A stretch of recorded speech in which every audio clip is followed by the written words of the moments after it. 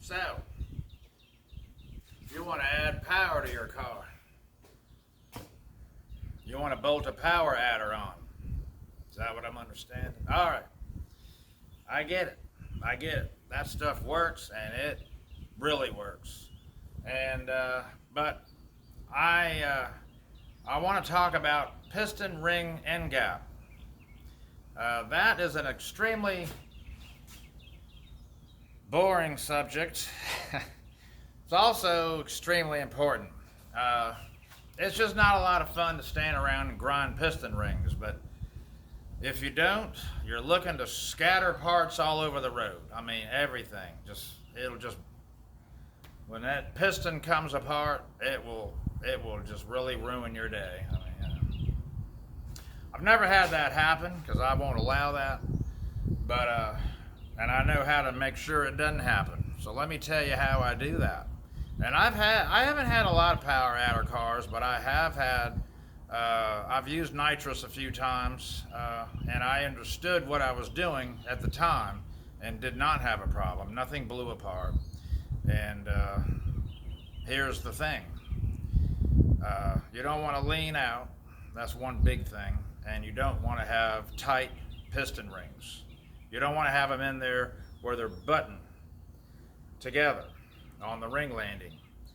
If they're buttoned together, because of the heat, when you add power like that, when you spray nitrous oxide and you cause all that combustion, whether you're spraying nitrous or a supercharger, whatever it is, you're adding heat, and that ring has to deal with that. Those cylinder pressures go through the roof, and those rings, they need to be, they expand and they want to come together. So you gotta make sure they don't. And the way to do that is to cut a bigger gap.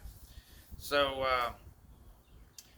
because they will take the ring landing off, they will take the top of the piston off. In some cases, in extreme cases, they'll just blow the whole piston apart.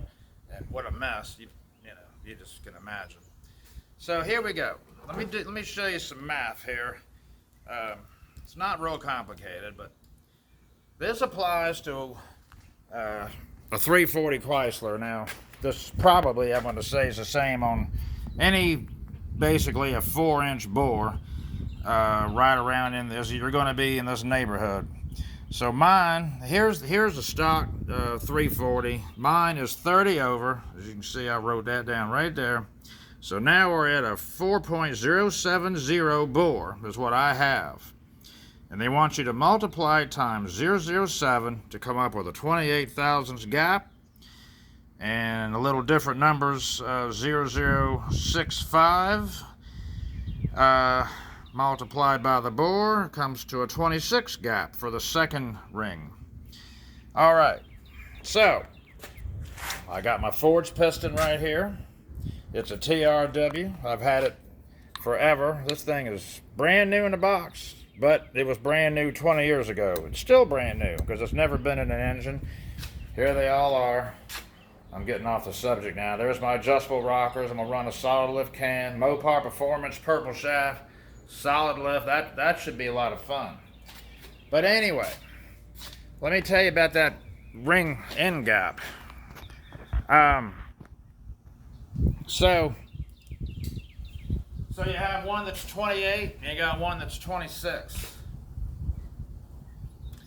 That is the minimum, is what they're saying. That's the minimum to have a safety margin. Any less than that and you're getting into a danger zone on this 4.0 bore. I'm sure that's the same with all the cars. 4.0, when you get into a bigger engine, bigger bore, you're going to have to research that and get that number because it is going to make a difference. But anyway, what I'm going to do for me to make things a little easier, since those are the minimum numbers, that means you have the okay to go a little bit more, and that's fine. Not going to hurt a thing.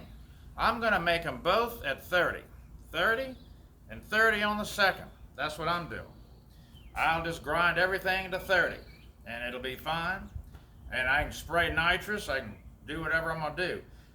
Also, I have a lower compression engine. These TRWs are, I'm gonna put a set of Eldebrock heads on, I think there's 64 cc's or so. I believe I'm gonna be right under 10 to 1, which is good for a nitrous engine anyway. And it'll still make pretty respectable power on the street. I had this very setup, almost exactly, in a 71 Demon years ago, and had a 430 gear in it, and had the same 340 solid lifts, and it went like had a 3500 converter, remember that. And I went to the track with it. It went like an 850 on motor. It wasn't like, wow, you know, it was all right. But when I hit that juice, it made my next pass, I hit that juice, man, that thing went almost a 7.0. I mean, it was like 720 something, I remember. And it just felt like another, like, where did I'd never felt that before. It was super exciting. It was like, wow, where did all that power come from? Because it is a big difference in seat of your pants acceleration, how you feel from an 850 to even a 750. You're gonna feel that, buddy. You're gonna feel that. So I was tickled to death. I really was. And it survived it. It was fine. I did it time and time, and that motor stayed together because one thing, I had forged pistons. I had a steel crank, which I got one on this motor. And I didn't lean out. I had plenty fuel. That's another important thing if you're going to talk about nitrous. Well, we'll get into that in another video. But I had correct ring end gaps as well. And yeah, that's right. You have to have that, or you're going to have a failure. And so if you're going to build an engine, keep that in mind. If you're going to in the future spray it, do your ring end gaps now, according to what you want to do in the future. Let me show you this truck here. I guess those of you that follow my channel, you know this truck, right? It's got a new 360 in it, Keith Black pistons. But Keith Black, if you're not going to put a power adder on it, and a 700 double pumper is not exact. I mean, it is a little bit of a power adder, you know, but not like these, like nitrous and all that. You don't have to do your rings that way. You don't have to put a 30 thousandths gap if you're not going to spray it or put a blower on it or turbo. So if I ever wanted to do that, I mean, why would I do that to a 3/4 ton four-wheel drive? I'm not going to do that. So I cut them at 17 thousandths, which is what Keith Black says to do. That's how that truck is. But, you know, if I ever want to spray it, which I'm not, I already know I got to pull the motor out and redo the rings. I got to set them at 30 at least.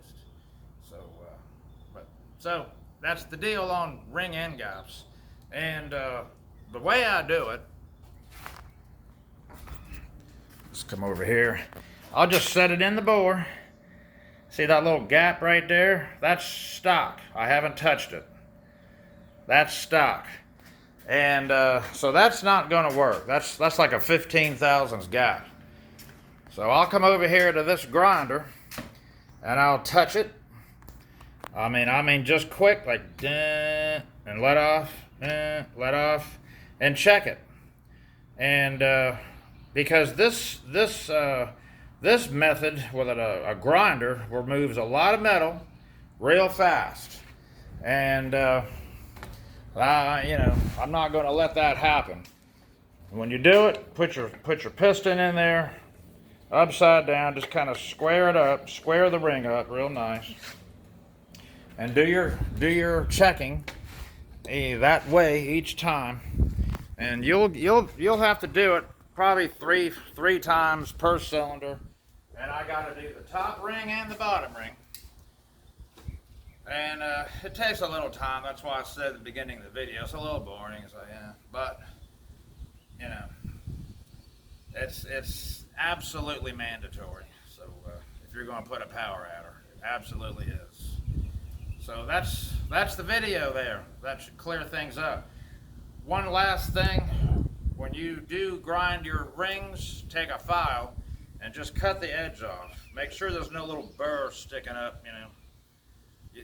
The rings need to be able to float inside the landing, so they're happy. You know, you don't want to have a burr.